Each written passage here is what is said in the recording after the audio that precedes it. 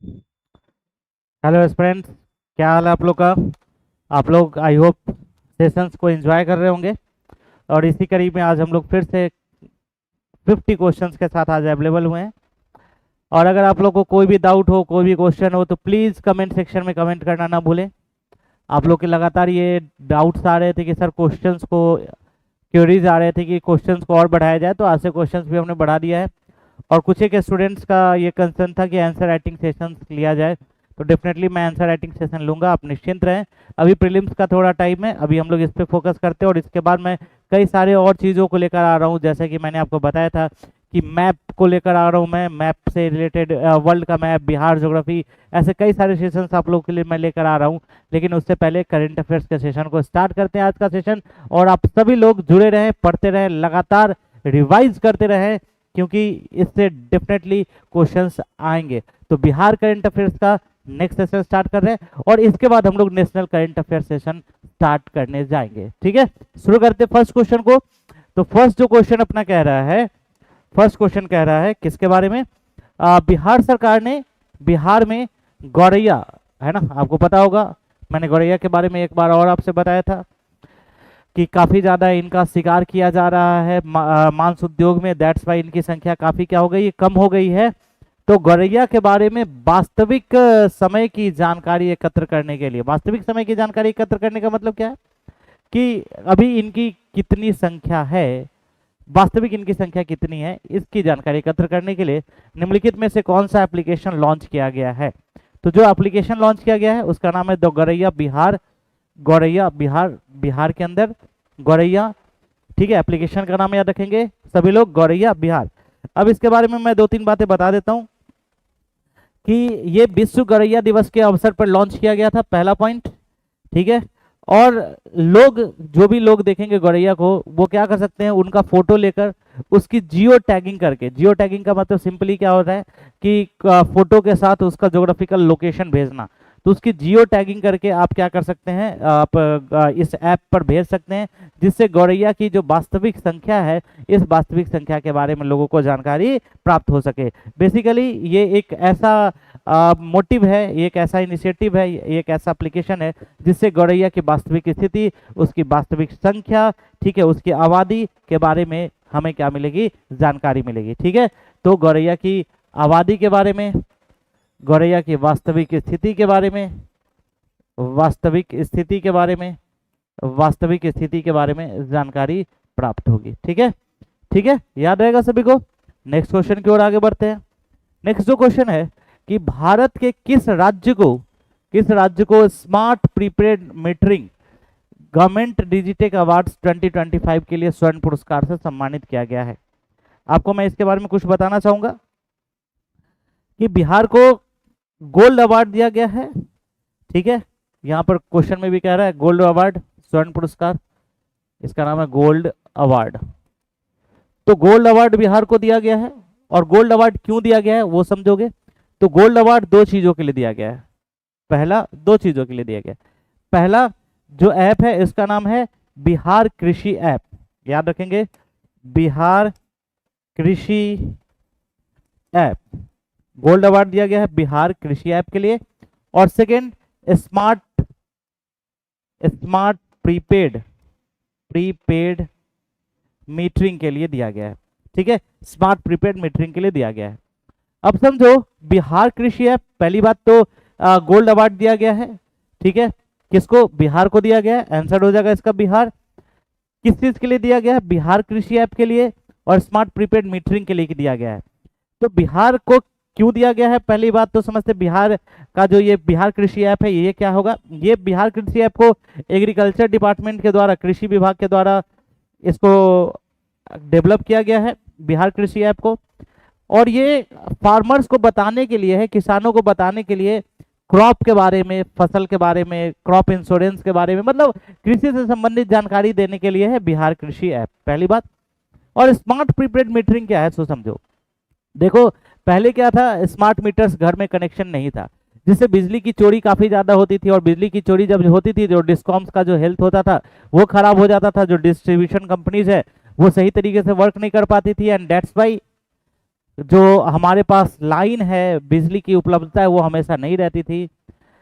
तो इसके लिए स्मार्ट प्रीपेड मीटरिंग की शुरुआत की गई है। और ये जो है, ये इसको जो बनाया गया है Bihar state power holding company limited द्वारा, Bihar state power holding company, Bihar state power holding company के द्वारा इसको बनाया गया है, पहली बात। ठीक है, और ये क्यों बनाया गया है? तो स्मार्ट प्रीपेड मीटर के इफेक्टिव इम्प्लीमेंटेशन के लिए, जिससे कि क्या हो कि लाइट वगैरह जो है उसमें कोई जो डिस्कॉम्स है उनको लॉस ना हो। तो आंसर क्या हो जाएगा? स्टेट कौन सा है? बिहार है। अवार्ड कौन सा दिया गया? Gold award. नेक्स्ट है एनटीपीसी लिमिटेड, ठीक है, बिहार के किस जिले में एक परमाणु संयंत्र स्थापित करने की योजना बना रही है? आंसर आप लोग सभी को पता होगा, नवादा के रजौली में। ठीक है, नवादा के रजौली में परमाणु संयंत्र की स्थापना की जा रही है। पहली बात तो आपको बता दूं, इसकी जो क्षमता होगी वो क्या होगा? 2000 मेगावाट होगा। इसकी क्षमता क्या होगी? 2000 मेगावाट होगा। पूर्वोत्तर भारत का यह पहला है, नवादा के रजौली में इसको स्थापित किया जा रहा है। और इसके निर्माता एक तो एनटीपीसी है ही, एनटीपीसी के अलावा एनपीसीआईएल है। ठीक है, एनटीपीसी के अलावा NPCIL, nuclear power corporation of India limited, nuclear power corporation of India limited के द्वारा इसकी स्थापना की जा रही है। ठीक है, क्योंकि हमारा जो टारगेट है वो क्या है? टारगेट है कि 2047 तक लगभग 100 गीगावाट का प्रोडक्शन करना है। 100 गीगावाट का प्रोडक्शन करना है। किससे? न्यूक्लियर पावर से 100 गीगावाट का प्रोडक्शन करना है। दैट्स वाई हम लोग ये उसी क्रम में ये कार्य है। और बिहार के नवादा के रजौली में परमाणु संयंत्र की स्थापना की जा रही है, जिसकी जो कुल क्षमता है वो 2000 मेगावाट। और एनटीपीसी के साथ साथ एनपीसीआईएल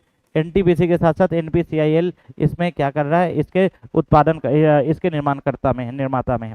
ठीक है, नेक्स्ट है हाल ही में विश्व कराटे चैंपियनशिप 2025 रूस में आयोजित की गई थी। ये क्वेश्चन आपसे पूछा जा सकता है। राहुल श्रीवास्तव भारतीय टीम के कोच थे। वो बिहार के किस जिले से संबंधित है? तो आपको बता दूं कि वो बिहार के सारण जिले से संबंधित है। कराटे चैंपियनशिप में बिहार के जो कोच रहे हैं वो कौन रहे हैं? राहुल श्रीवास्तव रहे। नेक्स्ट क्वेश्चन की ओर आगे बढ़ेंगे। पैरा गेम्स में झंडू कुमार, मैं पहले ही बता चुका हूँ, पावर लिफ्टिंग, ज्यादा इस पे टाइम नहीं देंगे, पहले भी हम लोग इसके ऊपर डिस्कशन कर चुके हैं। नेक्स्ट क्वेश्चन की ओर आगे बढ़ते हैं। किस देश की मदद से बिहार स्थित नव नालंदा महाबिहार डिम्ड विश्वविद्यालय में बौद्ध आर्टिफिशियल इंटेलिजेंस की शुरुआत की गई है? बड़ा इंपॉर्टेंट क्वेश्चन है, वीवीआई लगा लेना आप सभी लोग। बौद्ध आर्टिफिशियल इंटेलिजेंस। अब ये बौद्ध आर्टिफिशियल इंटेलिजेंस क्या है? सो पहले मैं आपको बताना चाहता हूँ। ये आर्टिफिशियल इंटेलिजेंस है जो कि बौद्ध धर्म के जो थॉट्स हैं उन थॉट्स को के सिद्धांतों पर आधारित है। जैसे ये आर्टिफिशियल इंटेलिजेंस किसके सिद्धांतों पर आधारित है? नाम क्या है? बौद्ध आर्टिफिशियल इंटेलिजेंस। ठीक है, बौद्ध आर्टिफिशियल इंटेलिजेंस। तो ये कौन से सिद्धांतों पर आधारित है? तो बौद्ध धर्म के सिद्धांतों पर आधारित है। जैसे माइंडफुलनेस हो गया, ठीक है, माइंडफुलनेस है ना, और क्या हो गया? अहिंसा हो गया, ठीक है, परोपकारिता हो गया, ठीक है, परोपकारिता हो गया।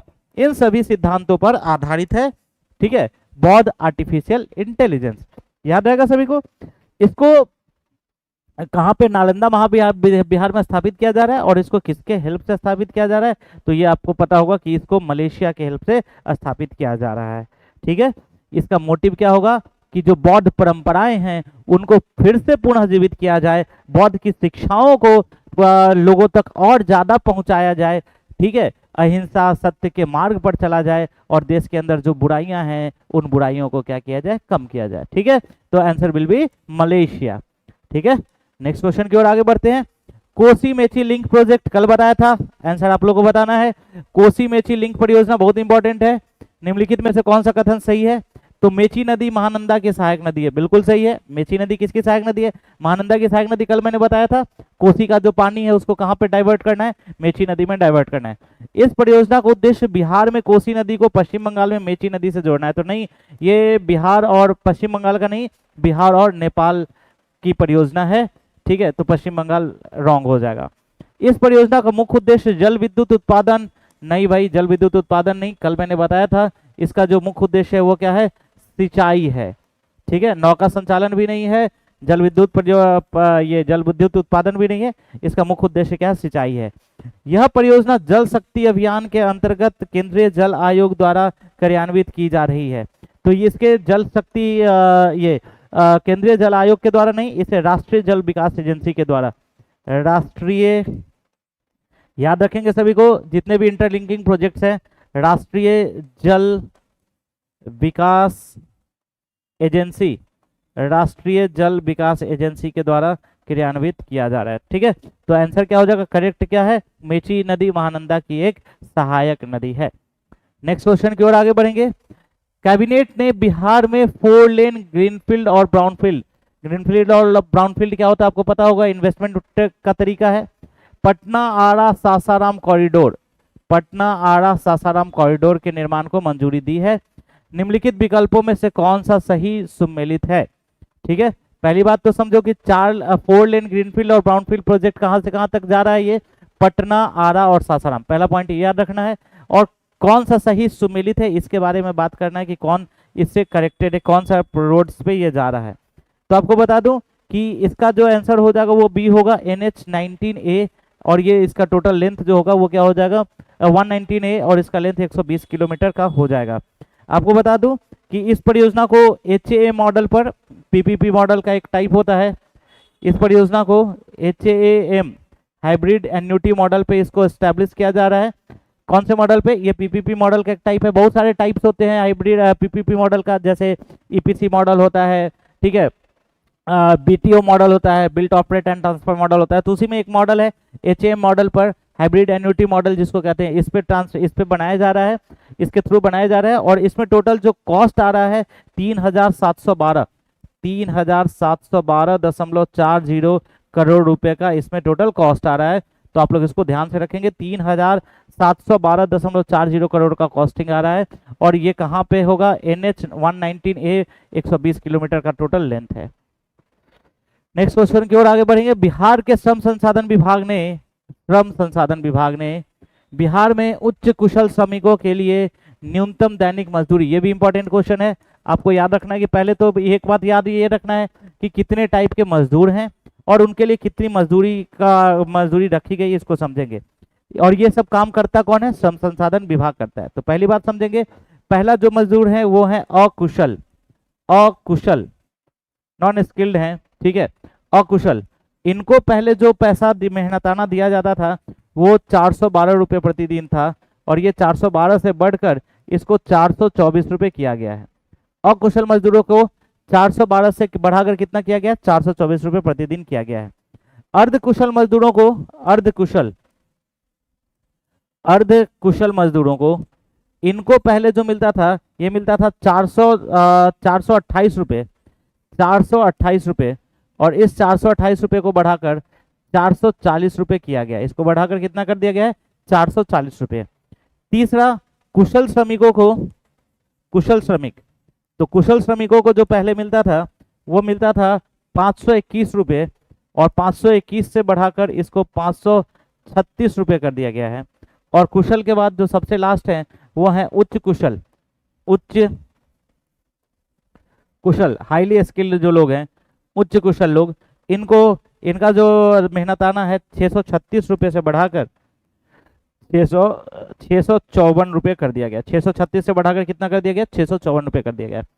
तो इसमें आंसर क्या हो जाएगा? 654 रुपये। तो 4 तरह के मजदूर हैं, अकुशल बिल्कुल स्किल नहीं है, अर्धकुशल सेमी स्किल्ड, कुशल स्किल्ड, और उच्च कुशल हाईली स्किल्ड। याद करेंगे 412 से 424 12 रुपये बढ़ाया गया, 428 से 440 12 रुपये बढ़ाया गया। यहाँ पे 521 से 536 15 रुपये बढ़ाया गया और 636 से लेके 554 टोटल 18 रुपये जो है इसमें बढ़ाया गया। तो ये आपको थोड़ा ध्यान रखना है कि कितना कितना बढ़ाया गया है, कौन कौन से मजदूर है। तो श्रम विभाग ने कितने प्रकार के मजदूरों का वर्गीकरण किया? 4 प्रकार। पहला अकुशल, फिर अर्धकुशल, फिर कुशल और फिर सबसे लास्ट में उच्च कुशल। नेक्स्ट क्वेश्चन की ओर आगे बढ़ते हैं। आईपीएल के इतिहास में, ये तो अभी आपने पढ़ाया था मैंने, वैभव सूर्यवंशी होगा इसका आंसर। नेक्स्ट क्वेश्चन, निम्नलिखित में से किसने बिहार का पहला मोदी स्मृति, याद रखेंगे ये भी इंपॉर्टेंट क्वेश्चन है, मोदी स्मृति संग्रहालय किसने स्थापित किया है? तो आंसर इसका होगा यमुना, इसका जो आंसर होगा यमुना सिकरिया, इन्होंने किया है। कहाँ पे हुआ है? मोदी स्मृति जो संग्रहालय है ये बनाया गया है कहाँ पे? मोतिहारी में, मोतिहारी में बनाया गया है ना। और ये जो संग्रहालय है ये मोतिहारी में नहीं, मोतिहारी के युवा उद्यमी ने बनाया है जिनका नाम है यमुना सिकारिया, ठीक है। और इसमें जो प्रधानमंत्री हैं इनकी 56 प्रधानमंत्री हैं, इनकी 56 विशेष स्मृति चिन्ह स्थापित किए गए हैं, 56 विशेष स्मृति चिन्ह, ठीक है। 56 से इनका बड़ा नाता रहा है ना, 56 इंच से इनका बड़ा नाता रहा है। तो 56 विशेष स्मृति चिन्ह स्थापित किए गए हैं। और ये जो बेसिकली इन्होंने मोदी स्मृति संग्रहालय बनाया है वो बनाया क्यों है? तो नमामि गंगे अभियान को, है ना, कि नमामि गंगे अभियान में सरकार के योगदान के लिए, क्योंकि आपको पता होगा कि इस अभियान के द्वारा गंगा की स्वच्छता में सुधार आया है। तो इसके लिए मोदी स्मृति संग्रहालय स्थापित किया गया है। और यह स्थापित किसने किया है? यमुना सिकरिया ने इसे स्थापित किया है। आई होप आप लोग को याद रहेगा। नेक्स्ट है, राजगीर अगस्त में हीरो एशिया कप की मेजबानी करेगा। राजगीर करेगा, यह जो है वो किससे संबंधित है? तो ये जो होगा वो किससे संबंधित होगा? ये संबंधित होगा हॉकी से। नेक्स्ट क्वेश्चन की ओर आगे बढ़ेंगे। नेक्स्ट क्वेश्चन कहता है कि सुल्तानगंज रेलवे स्टेशन का नाम बदलकर एक हिंदू तीर्थस्थल अजगैबीनाथ धाम के नाम पर रखा गया है। यह किस जिले में है? तो सुल्तानगंज आपको पता होगा भागलपुर जिले में है। यहाँ से कांवड़िया लोग जो होते हैं सावन मेले में जल उठाते हैं और फिर देवघर बाबा धाम जाते हैं। 105 किलोमीटर की यात्रा तय करके बाबा की आस्था, बाबा पे विश्वास, भोले बाबा पे विश्वास है, जो कि लोग इतनी किलोमीटर की यात्रा तय कर जाते हैं और कई तो 24 घंटे के अंदर इस यात्रा को तय कर जाते हैं। ये बड़ा मतलब ये एक ईश्वर का एहसास कराता है कि इतने कम समय में लोगों के द्वारा 105 किलोमीटर की यात्रा तय कर लेना। तो ये बाबा अजगैबीनाथ भी धाम भी एक तीर्थ स्थल है जो कि भगवान शंकर को समर्पित है। याद रखेंगे सभी लोग, ये भी भागलपुर में ही अवस्थित है। नेक्स्ट है, बिहार का पहला ड्राई पोर्ट, याद रखेंगे बिहार का पहला ड्राई पोर्ट बिहटा में बनाया गया है। और अंतर्देशीय कंटेनर डिपो का उद्घाटन बिहार के निम्नलिखित में से किस जिले में किया गया? तो ड्राई पोर्ट का मतलब क्या होता है इसको थोड़ा समझने का प्रयास करेंगे, ठीक है। ये पोर्ट नहीं है, लेकिन इसमें जितने भी पोर्ट से सामान वगैरह आएंगे उनको वहां पे रखा जाता है, जमा किया जाता है। रोड से कनेक्टेड होता है, एयरपोर्ट से कनेक्टेड होता है, मल्टी मॉडल कनेक्टिविटी इसमें होती है, रोड्स, रेलवेज सबसे कनेक्टिव, एयरपोर्ट सबसे कनेक्टिविटी होती है। और इसको कहाँ पे स्टैब्लिश किया गया? बिहटा में, सामान को उतारने और रखने के लिए, ठीक है, जिसका नाम है बिहटा इनलैंड कंटेनर डिपो, ठीक है। और अभी उद्घाटन के बाद 90 कंटेनर का पहला शिपमेंट जो है, फर्स्ट शिपमेंट वो भेजा गया है। फर्स्ट शिपमेंट वो भेजा गया है कहाँ पे? रशिया भेजा गया। फर्स्ट शिपमेंट भेजा गया है रशिया में। तो याद रखेंगे सभी लोग, फर्स्ट शिपमेंट कहाँ भेजा गया? रशिया में भेजा गया, बिहटा में है, पटना के पास में है, पटना जिले के अंदर पड़ता है। नेक्स्ट, युवा संगम पहल के अंतर्गत बिहार के 44 प्रतिनिधियों, पहले तो यहाँ पे युवा संगम पहल को अंडरलाइन कर लेंगे। बिहार के 44 प्रतिनिधियों को कर्नाटक भेजा गया है। तो ये भी क्वेश्चन पूछा जा सकता है कि बिहार के 44 प्रतिनिधियों को कहाँ भेजा गया है? तो कर्नाटक भेजा गया है। यह किसकी एक पहल है और इसमें है क्या क्या, इसको थोड़ा समझने का प्रयास करेंगे। तो ये जो पहल है ये शिक्षा मंत्रालय की पहल है। पहली बात तो समझ लेंगे कि answer will be the ministry of education. तो ये क्या है? तो ये बेसिकली लोगों के बीच कनेक्टिविटी को एस्टैब्लिश करने के लिए, लोगों के बीच एक होता है ना कि आप यहाँ से कर्नाटक जा रहे हैं तो वहाँ के लोगों के, वहाँ की संस्कृति के बारे में, वहाँ के विचार के बारे में, वहाँ के एंटरप्रेन्योरशिप स्किल्स के बारे में समझेंगे और उसको फिर बिहार में उसको क्या करेंगे, इम्प्लीमेंट करेंगे। फिर यहाँ से यहाँ के लोगों का जो सोच है, जो थॉट्स है, वो वहाँ पे इम्प्लीमेंट करेंगे। तो ये बेसिकली एक ऐसा स्कीम है जो कि लोगों के बीच जो इंटरकनेक्शंस है, उस इंटरकनेक्शंस को क्या करता है, इंक्रीज करता है। और ये बेसिकली आप देखेंगे तो एक भारत श्रेष्ठ भारत जो योजना है, अब भारत को श्रेष्ठ बनाने की योजना है, उसको मजबूत करने की एक पहल है, जिसे हम लोग, जिसके अंतर्गत ये शुरू किया गया है युवा संगम पहल। याद रखेंगे सभी लोग, युवा संगम पहल, युवा संगम पहल। ये बिहार ने अपने प्रतिनिधियों को कहाँ भेजा है, कर्नाटक में। शिक्षा मंत्रालय की पहल है, लोगों के बीच इंटरकनेक्शंस को बढ़ाना है, लोगों के बीच संवाद को बढ़ाना है। और क्यों बढ़ाना है, क्योंकि एक दूसरे के विचार, एक दूसरे की उद्यमिता, एक दूसरे के जो क्या संस्कृति, उसका क्या हो सके, आदान प्रदान हो सके। ठीक है, याद रहेगा सभी को। तो बहुत इंपॉर्टेंट क्वेश्चन है, ध्यान रखेंगे सभी लोग। नेक्स्ट क्वेश्चन की ओर आगे बढ़ते हैं। बिहार में 11वां अंतर्राष्ट्रीय योग दिवस किस नाम से मनाया गया है, किस नाम से मनाया गया है? तो ये जो नाम है बिहार में जो मनाया गया 21 जून को मनाया जाता है, योग संगम के नाम से मनाया गया है। और इसका जो थीम था बिहार में, वो था योग for one earth one health, योग फॉर वन अर्थ, है ना, वन अर्थ वन हेल्थ, ये इसका थीम था। याद रखेंगे सभी लोग। ठीक है, तो किस नाम से बनाया गया, नाम क्या रहेगा, योगा संगम, योगा संगम के नाम से बनाया गया। बिहार में लगभग 3.83 लाख किसान विकसित कृषि संकल्प अभियान से लाभान्वित हुए हैं, है ना। 3.83 लाख किसान जो हैं वो विकसित कृषि संकल्प अभियान से लाभान्वित हुए हैं। इसे निम्नलिखित में से किस वर्ष शुरू किया गया था? ये देखो, विकसित कृषि संकल्प अभियान एक अभियान है, कृषि अभियान है, और इस कृषि अभियान को लगभग 700 जिलों में, ठीक है, लगभग सभी जिलों में, ठीक है, किसानों को शिक्षित, किसानों को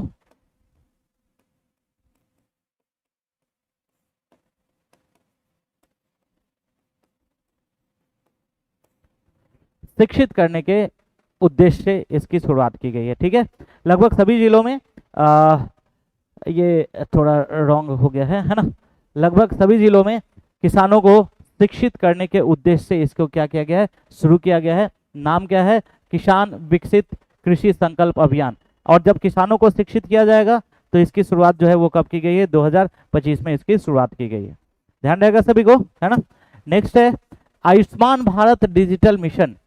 आयुष्मान भारत डिजिटल मिशन के तहत डिजिटल परिवर्तन में बिहार को निम्नलिखित में से कौन सा स्थान प्राप्त हुआ है? डिजिटल परिवर्तन, डिजिटल परिवर्तन का मतलब क्या होता है कि एक डिजिटल पारिस्थितिकी तंत्र का निर्माण करना, सभी हितधारकों को आपस में जोड़ना, है ना, और एक डिजिटल इकोसिस्टम का, एक डिजिटल इकोसिस्टम को विकसित करना।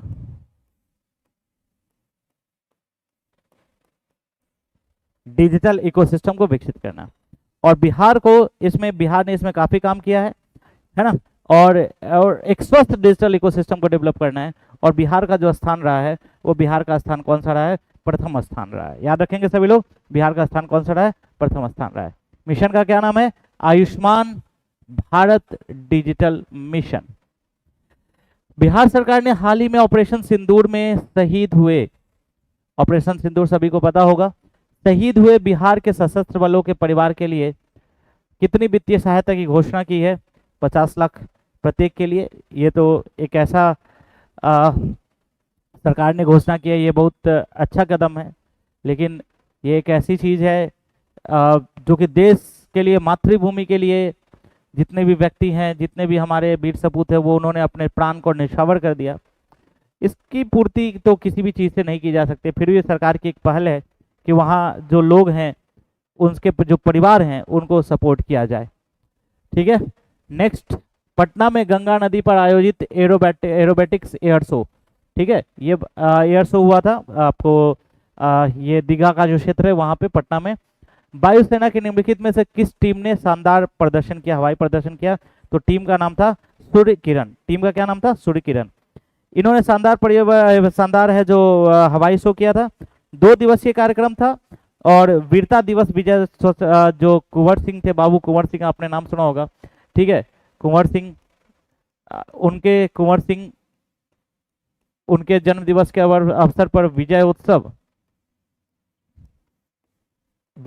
में इस प्रदर्शनी को, एयर शो को किया गया था और इसमें सूर्य किरण टीम ने काफी अच्छा परफॉर्मेंस दिया था। नेक्स्ट क्वेश्चन की ओर आगे बढ़ते हैं। ये पोषण पखवाड़ा जो है ये हर साल सितंबर में मनाया जाता है। ये तो ऐसे भी सबको पता होगा, बिहार में हो या कहीं भी इसे सितंबर में ही मनाया जाता है। नेक्स्ट है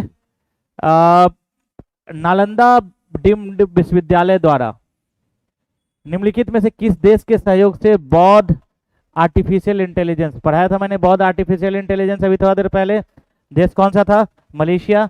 और इसमें करना क्या है? तो बौद्ध धर्म के जो थॉट्स हैं उन थॉट्स के बारे में ये आर्टिफिशियल इंटेलिजेंस है। नेक्स्ट है कि हाल ही में मोतिहारी में आयोजित, ये बहुत इंपॉर्टेंट क्वेश्चन है, मोतिहारी में आयोजित सौर्य वेदनाम उत्सव का उद्देश्य क्या था? अब आपको इसके बारे में थोड़ा सा बताता हूं। ये पूर्वी चंपारण के मोतिहारी में इसको किया गया था, मोतिहारी में आयोजित किया गया था। इसमें भारतीय जो सशस्त्र बल हैं इनकी सैन्य शक्ति, मार्शल आर्ट, सैन्य बैंड इत्यादि का प्रदर्शन किया गया था। इसके अलावा ये 2 दिवसीय आयोजन था जिसमें भारतीय जो सैन्य बल के हथियार हैं, सशस्त्र बल के हथियार हैं, उनकी भी प्रदर्शनी, भारतीय जो सशस्त्र बल के हथियार हैं उनकी भी प्रदर्शनी जो है वो आयोजित की गई थी। तो सैन्य शक्ति का प्रदर्शन करना डेफिनेटली, युवाओं को सशस्त्र बल में, क्योंकि जब इस तरह की प्रदर्शनियां होती हैं तो युवा क्या होते हैं, उससे आकर्षित होते हैं, तो ये भी बिल्कुल करेक्ट होगा। लोगों की सहभागिता सैनिकों के साथ, सशस्त्र बलों के साथ बढ़ाना, तीनों करेक्ट हो जाएंगे। द आंसर विल बी उपरोक्त सभी। आंसर क्या होगा? उपरोक्त सभी हो जाएगा। नेक्स्ट क्वेश्चन है, हाल ही में प्रधानमंत्री नरेंद्र मोदी ने 18 राज्यों में 103 अमृत भारत स्टेशन का वर्चुअल उद्घाटन किया था। पता होगा बिहार का 2 कौन कौन सा था? बता, याद होगा, थाबे और पीरपैंती। पीरपैंती कहाँ पे? भागलपुर में है, ठीक है, भागलपुर में। और ये आता है कौन से डिवीजन के अंदर? मालदा डिवीजन के अंदर। अगर रेलवे के अंदर देखें तो मालदा डिवीजन के अंदर आता है। और थावे जो है वो कहाँ पे है? गोपालगंज में है, गोपालगंज में है। और ये जो है ये गोरखपुर डिवीजन के अंदर आता है, ठीक है, याद रहेगा सभी को। तो यहाँ पर जो आंसर होगा वो क्या होगा? थाबे एंड पीरपैंती होगा। नेक्स्ट है, बिहार में बढ़ते तलाक और घरेलू हिंसा के मामलों में निपटने के लिए राष्ट्रीय महिला आयोग NCW द्वारा कौन सी पहल की शुरुआत की गई है? ठीक है, तो ये जो NCW ने जो पहल की शुरुआत की है उसका नाम है तेरे मेरे सपने। तेरे मेरे सपने। इसमें जो महिलाएं हैं, बच्चियां हैं, लड़कियां हैं, उनको प्री मैरिटल काउंसलिंग दिया जाएगा, ठीक है, कि कैसे आपको रहना है, आगे कैसे करना है, जिससे कि क्या हो कि लोगों के बीच में ये विवाद न बढ़े और ये जो तलाक वगैरह की घटनाएं हैं वो घटनाएं न घटित हो। ठीक है, नेक्स्ट आगे बढ़ते हैं नेक्स्ट क्वेश्चन की ओर। नेक्स्ट क्वेश्चन कहता है कि बिहटा में स्थित, अभी पढ़ाया था मैंने, बिहार का ड्राईपोर्ट, अगर पूछा जाए बिहार का ड्राईपोर्ट कहाँ पे, तो बिहटा में है, या उसी को इनलैंड कंटेनर भी कहते हैं, इनलैंड कंटेनर डिपो भी कहते हैं। इसका उद्देश्य क्या है? तो पहला, लॉजिस्टिक्स को बढ़ावा देना। मैंने पहले ही बताया कि सब मल्टी मॉडल कनेक्टिविटी है, सब एक दूसरे से जुड़े होंगे, ठीक है, रोडवेज, एयरवेज एंड रेलवेज सबको कनेक्ट करना है। तो लॉजिस्टिक्स को बढ़ावा देना, मल्टी मॉडल परिवहन को की पहल है, बिल्कुल सही है। सीमा शुल्क सेवाओं को बढ़ावा देना, करेक्ट है। तो आंसर क्या हो जाएगा? उपरोक्त सभी। Answer will be the D, उपरोक्त सभी। ठीक है, नेक्स्ट है, नेक्स्ट क्वेश्चन है, chief justice of Bihar court कौन होने वाले हैं? तो बिहार कोर्ट के जो चीफ जस्टिस होने वाले हैं आप सभी को पता होगा, VM पंचोली इनका नाम है, ठीक है। और अगर आप देखेंगे, मैंने आपको बताया अभी कि इनका नाम जो होगा VM पंचोली, इनका पूरा नाम है विपुल मनु भाई पंचोली, ठीक है।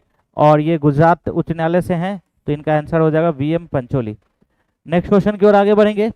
नेक्स्ट क्वेश्चन कहता है प्रख्यात प्रतीक व्यक्ति हैं, संयुक्त राष्ट्र robotics for good youth challenge पुरस्कार जीता है, बिहार से ताल्लुकात रखते हैं। ठीक है, अच्छा ये तो क्वेश्चन ही है कि बिहार के किस जिले से हैं, तो बिहार के ये भोजपुर जिले से ताल्लुकात रखते हैं। और मैं इसके बारे में थोड़ा सा आपको बताना चाहूँगा कि क्या क्या है। बेसिकली प्रख्यात प्रतीक और प्रज्ञान तकावले दो स्टूडेंट्स हैं जिन्होंने UN robotics for good youth challenge जीता है। ये बिहार के भोजपुर जिले के निवासी हैं और ये जो आयोजन किया गया था, ये आयोजन किया गया था स्विट्जरलैंड के जेनेवा में, इसका आयोजन किया गया था। और इन्होंने ये robotics for good youth challenge पुरस्कार को जीता है। नेक्स्ट क्वेश्चन की ओर आगे बढ़ते हैं। राज्य स्वास्थ्य समिति की समीक्षा के अनुसार बिहार के कौन से 3 जिले अस्पताल नागरिकों को ऑनलाइन सुविधा कि ठीक है आपका नंबर लग गया वगैरह वगैरह उपलब्ध कराने में शीर्ष पर कौन कौन से 3 स्टेट रहे हैं, 3 डिस्ट्रिक्ट रहे हैं। तो मैं आपको डिस्ट्रिक्ट बता दूं, सबसे ज़्यादा जो एक्टिव रहे हैं वो रहे हैं किशनगंज, कटिहार और सुपौल। तो आंसर जो होगा वो क्या हो जाएगा, सी हो जाएगा। किशनगंज, कटिहार और सुपौल ये 3 डिस्ट्रिक्ट काफ़ी एक्टिव रहे हैं। ठीक है, नेक्स्ट क्वेश्चन है कि बिहार कैबिनेट ने उड़े देश का आम नागरिक, उड़ान स्कीम का नाम आपको पता ही होगा, उड़े देश का आम नागरिक। और ये काफ़ी कनेक्टिविटी बढ़ी, काफ़ी लोगों का जो है अब एरोप्लेन्स के ऊपर जाने वाला संख्या जो है वो काफ़ी बढ़ गया है। बिहार के कितने जिलों में छोटे हवाई अड्डे, इंपॉर्टेंट है भाई, बहुत इंपॉर्टेंट है कि कितने जिलों में छोटे हवाई अड्डों को मंजूरी दी गई है। तो पहले बता दूं कि 6 जिलों में छोटे हवाई अड्डों को मंजूरी दी गई है। तो पहली बात कि कौन कौन से जिलों में मंजूरी दी गई है, तो पहला मधुबनी, ठीक है, मुंगेर, याद रखेंगे कौन कौन से जिलों में दिया गया है। तो पहला हो गया मधुबनी, मुंगेर, मुजफ्फरपुर,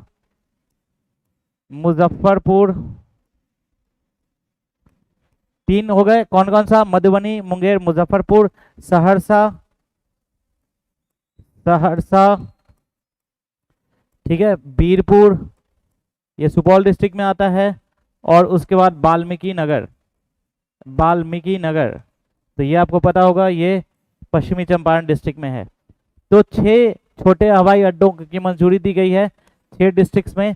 कौन कौन सा याद रखेंगे सभी लोग, मधुबनी, मुंगेर, 3 म से है, मधुबनी, मुंगेर, मुजफ्फरपुर, याद रहेगा, मधुबनी, मुंगेर, मुजफ्फरपुर। सहरसा हो गया, उसके बाद क्या हो गया, सहरसा के बाद वाल्मीकि नगर हो गया और एक बीरपुर हो गया। ये 6 जगह पे हैं। ठीक है, नेक्स्ट, हाल ही में कच्ची दरगाह बिद्दुपुर पुल बिहार के किस नदी पर बना है। देखो एक बार बता देता हूँ, ये कच्ची दरगाह बिद्दुपुर कहाँ से कहाँ तक कनेक्टिविटी है इसका। कच्ची दरगाह पटना के अंदर है, ठीक है, और ये कच्ची दरगाह से लेकर कहाँ तक जाना है इसको, ये बिद्दुपुर जाना है। तो ये वैशाली जिले में पड़ता है बिद्दुपुर, ठीक है। तो ये पटना के पास दीदारगंज से लेकर वैशाली जिले के हाजीपुर में बिद्दुपुर तक जाता है। और ये जो बना हुआ है ये अभी रिसेंटली इसका उद्घाटन किया गया है। और ये बना हुआ है कौन से नदी के ऊपर, गंगा नदी के ऊपर बना हुआ है। हाल ही में किस नए वंदे भारत एक्सप्रेस ट्रेन का उद्घाटन किया गया जो बिहार को पूर्वी उत्तर प्रदेश से जोड़ता है। ठीक है, तो पूर्वी उत्तर प्रदेश से जोड़ने वाला वंदे भारत, तो ये जो है पाटलिपुत्रा से लेकर कहाँ तक जाएगा, गोरखपुर तक जाएगा। टाइम काफी कम हो जाएगा, पहले जो टाइम ज्यादा लगता था ये टाइम क्या हो जाएगा, काफी कम हो जाएगा। ठीक है, नेक्स्ट क्वेश्चन की ओर आगे बढ़ेंगे। नेक्स्ट क्वेश्चन है, बोलता है कि बिहार मंत्रिमंडल ने हवाई यात्रा को बढ़ावा देने के लिए निम्नलिखित में से कौन सा कदम उठाया है, हवाई अड्डा को बढ़ावा देने के लिए। ठीक है, तो सबसे पहले क्या किया है कि एविएशन टरबाइन ईंधन पर वैट में कटौती किया है बिहार सरकार ने, टैक्स कम किया है। और कितना कम किया है सो भी जान लो कि पहले ये टैक्स जो था 29% था और इस 29% को घटाकर 29% था, 29% को घटाकर 4% कर दिया गया। देखो भाई कितना कम कर दिया गया है, जिससे कि जो हवाई यात्रा जो होगा उसका कॉस्ट, हवाई यात्रा का जो कॉस्ट होगा वो क्या हो जाएगा, कम हो जाएगा। हवाई यात्रा का कॉस्ट क्या हो जाएगा, कम हो जाएगा। ठीक है, याद रहेगा सभी को। नेक्स्ट क्वेश्चन की ओर आगे बढ़ेंगे। हाल ही में प्रधानमंत्री नरेंद्र मोदी ने बिहार के किस जिले में 5700 करोड़ रुपए की विकास परियोजना का शुभारंभ किया। तो बता देता हूँ ये किया है कौन से जिले में, सिवान जिले में। अभी प्रधानमंत्री आए थे सिवान जिले में और उन्होंने यहाँ पर काफ़ी सारी परियोजनाओं का उद्घाटन किया, जिसमें सबसे पहला बुनियादी ढांचे से संबंधित रोड वगैरह से संबंधित था। दूसरा वैशाली देवरिया रेलवे लाइन है ना, वैशाली देवरिया है ना railway line, Vaishali Deoria railway line का इन्होंने उद्घाटन किया। इसके अलावा जो उद्घाटन किया है इन्होंने वैशाली देवरिया रेलवे लाइन का उद्घाटन किया।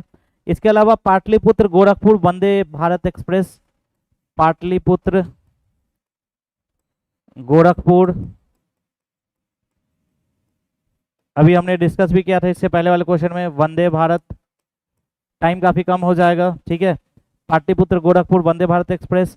इसके बाद मारहोरबा में लोकोमोटिव इंजन जो होता है, लोकोमोटिव का निर्माण, ये सारा कुछ जो है इन्होंने किया है। तो ये सारा डेवलपमेंट कहाँ पे हुआ है, ये सारा का उद्घाटन कहाँ पे हुआ है, सिवान डिस्ट्रिक्ट में हुआ है। नेक्स्ट है श्रम संसाधन विभाग ने उच्च कुशल श्रमिकों के लिए, अभी बता दिया मैंने इस क्वेश्चन का आंसर, आप लोग खुद से करना। नेक्स्ट है सौर्य वेदना उत्सव 2025, अभी पढ़ा हमने, ठीक है। सौर्य वेदनम है, वेदनम उत्सव, ठीक है, 2025 बिहार के किस शहर में आयोजित किया गया, मैंने अभी डिस्कस करा था, मोतिहारी में इसको आयोजित किया गया है, ठीक है। समझ में आ रहा है आप लोगों को क्वेश्चन? आपको मैं विश्वास दिला रहा हूं, आप इसको रिवाइज करते जाओ करते जाओ करते जाओ, करंट अफेयर्स में क्वेश्चंस नहीं छूटेंगे, एकदम ट्रस्ट में। आगे बढ़ते हैं।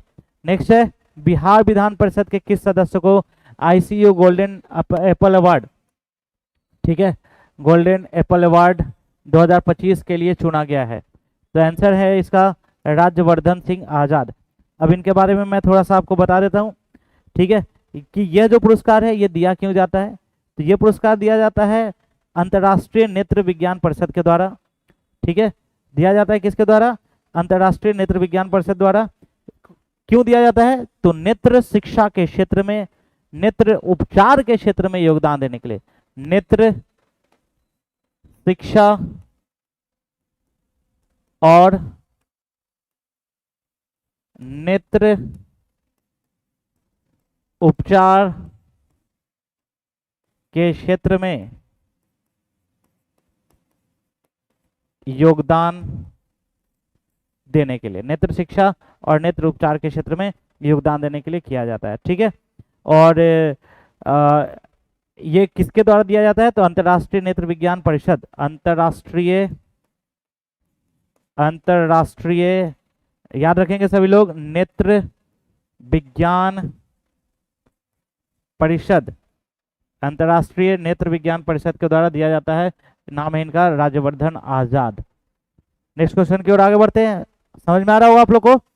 नेक्स्ट क्वेश्चन है बिहार सरकार के किस एप्लीकेशन को सरकारी डिजिटेक अवार्ड 2025 में स्वर्ण पदक से सम्मानित किया गया था, गोल्ड मेडल दिया गया था?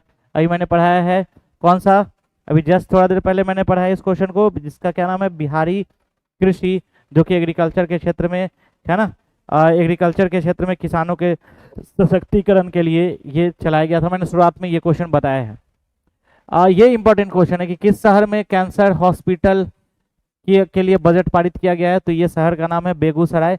और बेगूसराय में आपको जानकर आश्चर्य होगा कि हाईएस्ट नंबर ऑफ कैंसर मरीज मिलते हैं आपको बेगूसराय में।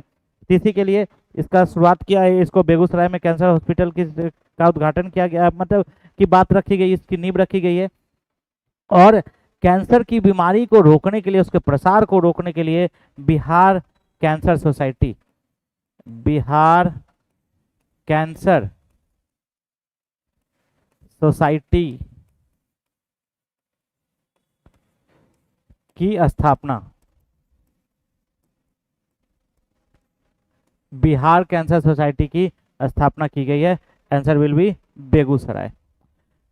नेक्स्ट क्वेश्चन है निम्नलिखित में से किस तिथि को बिहार के मुख्यमंत्री ने वाल्मीकि महोत्सव, पहले तो वाल्मीकि महोत्सव समझ लो, महर्षि वाल्मीकि आपको पता होगा महर्षि वाल्मीकि के बारे में। तो महर्षि वाल्मीकि के योगदान को सम्मानित करने के लिए, बिहार के सांस्कृतिक धरोहर को संरक्षित रखने के लिए वाल्मीकि महोत्सव मनाया जाता है। और ये वाल्मीकि महोत्सव जो मनाया गया है वो मनाया गया है, इसका शुरुआत किया गया है 8 मार्च को। याद रहेगा सभी को। नेक्स्ट क्वेश्चन की ओर आगे बढ़ते हैं कि सबसे तेजी से बढ़ती हुई ग्रोथ रेट के बारे में पूछ रहा है। तो बिहार का स्थान दूसरा है, सबसे ज्यादा जो ग्रोथ रेट है वो किसका है, तमिलनाडु का। मैं इकोनॉमिक सर्वे और बजट के ऊपर मैं एक सेशन लेकर आऊंगा, इसको जस्ट खत्म होने के बाद वहां पे हम लोग इन सभी को डिटेल में देखेंगे। नेक्स्ट है कौन सा स्टेट, कौन सा डिस्ट्रिक्ट है बिहार में जो कि रिन्यूएबल एनर्जी हब बन चुका है। तो ऑब्वियस सी बात है नवादा। नवादा में आपको पता होगा रजौली में परमाणु ऊर्जा संयंत्र की स्थापना की जा रही है। इसके अलावा और भी चीजें नवादा में हैं, क्या क्या चीजें हैं वो मैं आपको बता देता हूं। तो नवादा को नवीकरणीय ऊर्जा केंद्र के रूप में स्थापित किया जा रहा है, जिसमें सौर ऊर्जा और पंप स्टोरेज योजनाएं, सौर ऊर्जा और पंप स्टोरेज योजनाएं शामिल हैं, पंप स्टोरेज योजनाएं शामिल हैं। दूसरा और क्या क्या दिया जा रहा है, तो फुलवरिया डैम पर फ्लोटिंग, नवादा के फुलवरिया डैम पर फ्लोटिंग सोलर पार्क, तैरता हुआ सोलर पार्क। आप लोगों को बताना है कि कौन कौन से जगह पर बिहार में ऑलरेडी सोलर पार्क है। क्वेश्चन पूछा गया हुआ है बीपीएससी में, तो आपको बताना है कि बिहार में कौन कौन से जगह पे सोलर पार्क है। आंसर कमेंट सेक्शन में बताना है, ठीक है। और अब भी फुलवरिया डैम पर नवादा में फ्लोटिंग सोलर पार्क की भी स्थापना की जा रही है। याद रखेंगे सभी लोग, आंसर विल बी नवादा। और पहले तो रजौली में परमाणु ऊर्जा संयंत्र बनाया ही जा रहा है। नेक्स्ट है नालंदा महाबिहार और राजगीर साइक्लोपियन वॉल के लीडार सर्वेक्षण से क्या पता चलेगा। पहले एक बात समझ लो, ये होता क्या है सो समझ लो। जो लीडार टेक्नोलॉजी है, इस लीडार टेक्नोलॉजी से क्या होता है कि 10 फीट 20 फीट नीचे दबे जो प्राचीन संरचनाएं हैं, उन संरचनाओं की पहचान की जाती है। ये एक तकनीक है, बीम छोड़ा जाता है, लाइट बीम, और उस संरचनाओं की पहचान की जाती है कि कौन कौन सी संरचना गहराई में है। खनन नहीं करना पड़ेगा, वो ऐसे ही पता चलेगा कि है यहाँ पे, तो फिर बाद में खनन करेंगे, ठीक है। तो ये क्या पता चलेगा, तो जमीन से 10 फीट 20 फीट तक की जो संरचनाएं हैं इसके बारे में आपको पता चलेगा। ये जो है ये इसरो की टीम के द्वारा किया जा रहा है, और इसमें भारतीय रिमोट सेंसिंग संस्थान देहरादून के भी 4 सदस्यीय टीम होंगे। ये पूरे सर्वेक्षण में 3 साल लगेगा। जितना भी जमीन के नीचे का जो क्षेत्र है उसकी 3D छवियां उत्पन्न की जाएगी, ठीक है। और उससे पता चलेगा कि 20 फीट 10 फीट गहराई पे कौन कौन सी संरचनाएं, क्योंकि बिहार का जो इतिहास है वो काफी समृद्ध रहा है। अभी भी बहुत सारी चीजें हमने खनन के द्वारा प्राप्त कर ली है, खुदाई के दौरान हमें प्राप्त कर चुके हैं कि यहाँ पे ये था, लेकिन अभी भी और भी बहुत सारी चीजें प्राप्त करनी बाकी है, और भी बहुत सारी चीजें जानना बाकी है कि बिहार अपने इतिहास के गर्भ में और क्या क्या चीजों को समेट कर रखा हुआ है ना, ठीक है। तो इसके लिए ये लीडार तकनीक का यूज किया जा रहा है। तकनीक का नाम याद रखेंगे, लीडार, ठीक है। लीडार तकनीक का यूज किया जा रहा है, आप लोग ध्यान रखेंगे। Structures up to 10 to 20 feet below the ground. Next है, आगे बढ़ते नेक्स्ट क्वेश्चन की तरफ। जलवायु अनुकूल कृषि कार्यक्रमों में उत्कृष्ट प्रदर्शन के लिए बिहार को कौन सा पुरस्कार दिया गया है। बिहार को कौन सा पुरस्कार दिया गया है, तो बिहार को दिया गया है water transversibility global award. Water transversibility global award, यह अवार्ड जो है, ये अवार्ड का आयोजन, या यूं कहें कि ये इवेंट का आयोजन इंडिया वाटर फाउंडेशन के द्वारा ऑर्गेनाइज किया जाता है। Organized by India water foundation के द्वारा ऑर्गेनाइज किया जाता है, पहला पॉइंट। दूसरा पॉइंट क्या है कि ये वाटर मैनेजमेंट को सस्टेनेबल वे में कैसे किया जाए, इसके लिए इंटरडिसिप्लिनरी अप्रोच क्या लाया जाए, कैसे वाटर का सस्टेनेबल मैनेजमेंट किया जाए, सतत कैसे उसका प्रबंधन किया जाए, इससे संबंधित है। और है ना, ये जो है ये इसमें बिहार को कौन सा प्राइज मिला है, तो वाटर ट्रांसवर्सिबिलिटी ग्लोबल अवार्ड से सम्मानित किया गया है। ये भी इंपॉर्टेंट क्वेश्चन है, ध्यान रखेंगे सभी लोग। नेक्स्ट क्वेश्चन की ओर आगे बढ़ेंगे। ठीक है, अभी तक 44 क्वेश्चंस कर चुके हम लोग। आई होप आप लोग को चीजें याद हो रही होंगी। नेक्स्ट क्वेश्चन, पीपा पुल, पीपला पुल, एक्चुअली में इसको पीपा पुल हम लोग कहते हैं ना। पीपा पुल एकदम जाओगे ना तैरता रहता है एकदम, कभी चढ़े हो बताना। ठीक है, एक समय गांधी सेतु पुल के बगल में जो है ना पीपा पुल बना दिया गया था, एकदम तैरता रहता है ये पुल। ठीक है, तो तैरता हुआ पुल बनाया जाएगा। तो बिहार के कई जिलों में पीपा पुल बनाया जा रहा है। कौन कौन से जिले में पीपा पुल बनाया जा रहा है, सो मैं आपको बता दूं, समस्तीपुर, मधेपुरा, बक्सर, भोजपुर, पटना और वैशाली। समस्तीपुर, मधेपुरा, बक्सर, भोजपुर, पटना और वैशाली में। ठीक है, याद रखना सभी लोग, है ना। दक्षिण बिहार में है कौन कौन सा, तो बक्सर हो गया, भोजपुर हो गया, पटना। उत्तर बिहार में समस्तीपुर, मधेपुरा और वैशाली हो गया। पीपा पुल बनाया जा रहा है। ठीक है, इस पीपा पुल को बनाने में टोटल जो है, ये जो भी ऑब्वियस सी बात है बाढ़ प्रभावित क्षेत्रों में ही बनाया जाएगा। अभी भी भोजपुर में बाढ़ आया हुआ है, सभी जगह पे। अभी इस बार उत्तर बिहार में थोड़ा कम बाढ़ है ना। और इस पुल को बनाने में टोटल 122.83 करोड़ रुपया लगेगा। पुल को बनाने में कितना करोड़ रुपया लगेगा, 122.83 करोड़ रुपया लगेगा। ठीक है, और ये जो बाढ़ प्रभावित क्षेत्र है उन बाढ़ प्रभावित क्षेत्रों में इसे बनाया जा रहा है।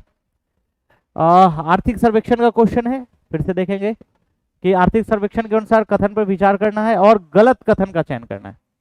गलत कथन का, तो पहला जो कथन कह रहा है वो कह रहा है कि बिहार में प्रति व्यक्ति आय जो है वो क्या है, 66,828 रुपये है। स्थिर मूल्य पर प्रति व्यक्ति आय इतना है। ये दोनों फैक्ट याद कर लेना आप लोग, दोनों फैक्ट करेक्ट है। बिहार में विकास की दर जो है 14.47% तक पहुंच गई है। और खाद्य प्रसंस्करण उद्योग के कारण 3 क्षेत्रों में द्वितीय क्षेत्र, पहली बात तो सबसे अधिक वृद्धि दर्शाई है, नहीं, सबसे अधिक वृद्धि जो है वो कौन सा सेक्टर है, टर्शियरी सेक्टर। सबसे अधिक वृद्धि कौन सा सेक्टर दर्शाया है बिहार में, तृतीय क्षेत्रक। ग्रोथ रेट सबसे ज्यादा कौन सा है, तृतीय क्षेत्रक में। प्राइमरी सेक्टर में जो ग्रोथ रेट है वो 10.66% है, मैं लिख देता हूँ। प्राइमरी सेक्टर में जो ग्रोथ रेट है 10.66%। सेकेंडरी सेक्टर में जो ग्रोथ रेट है ये है आपको 11.95%, 11.95%। और जो टर्शियरी सेक्टर है इसमें जो ग्रोथ रेट है यह 16.89%, 16.89% है इसका टर्शियरी सेक्टर में ग्रोथ रेट। ठीक है, तो आंसर क्या हो जाएगा, इनकरेक्ट स्टेटमेंट कौन सा है, फॉल्स वन कौन सा है, फोर्थ वाला। ठीक है, बिहार सरकार ने कामाख्या देवी मंदिर, बिहार में भी कामाख्या देवी मंदिर है, बता दूं पूर्णिया जिले में है। ऐसे तो कामाख्या मंदिर असम का काफी फेमस है ना। और वहां पर कौन सा मेला लगता है, अगर आप लोग को याद हो तो ठीक है, नहीं तो मैं बता देता हूँ, वहां पर अंबुबाची मेला लगता है। तो कामाख्या देवी मंदिर पूर्णिया में है और इसको राजकीय दर्जा दिया गया है। कौन सा दर्जा दिया गया अभी हाल ही में, राजकीय दर्जा दिया गया है। इससे पहले एक और मेला को राजकीय दर्जा दिया गया था, मौनी बाबा मेला, मैंने पढ़ाया था, याद होगा आप लोग को, है ना। तो वहां पे भी उसको भी राजकीय दर्जा दिया गया था, इसको भी राजकीय दर्जा दिया गया है। और ये है कहाँ पे, तो पूर्णिया में है। ठीक है, याद रखेंगे। इसके इनको जो है वो क्या दिया गया, राजकीय दर्जा दिया गया है। ठीक है, नेक्स्ट क्वेश्चन की ओर आगे बढ़ते हैं। तो नेक्स्ट क्वेश्चन कहता है, बिहार में खाद्य प्रसंस्करण उद्योग को बढ़ावा देने के लिए कौन सा अंतर्राष्ट्रीय कार्यक्रम, तो ये तो आपको याद होगा, मैंने पढ़ाया था आपको कि कौन सा ये इंटरनेशनल बायर सेलर मीट स्थापित किया गया। ये भी क्वेश्चन मैं डिस्कस कर चुका हूँ, इससे रिलेटेड क्वेश्चन, सेम ये क्वेश्चन नहीं था, इससे रिलेटेड क्वेश्चन डिस्कस कर चुका हूँ। और ये अभी एग्जाम में भी क्वेश्चन पूछा गया है, अभी रिसेंटली एक एग्जाम हुआ है शायद वो मोटर व्हीकल वाला पेपर, उसमें भी पूछा गया है। खेलो इंडिया यूथ गेम, ये भी मैं बता चुका हूँ, आप इसको खुद से करना।